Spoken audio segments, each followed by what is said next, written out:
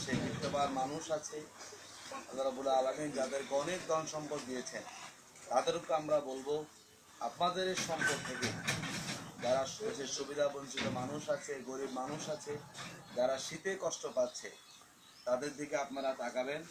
হয়তো আপনাদের একটু সামান্য সহযোগিতাই পারে একজন গরিব মানুষের, একজন দুঃখী মানুষের কষ্ট লাঘব করতে।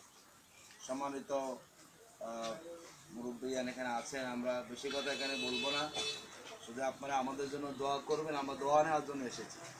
আমরা এই ভালো কাজগুলো আর অনেক বেশি করতে চাই। এটি আমাদের দায়িত্বের অংশ, এটিকেও আমাদেরকে বলে দিতে হয়।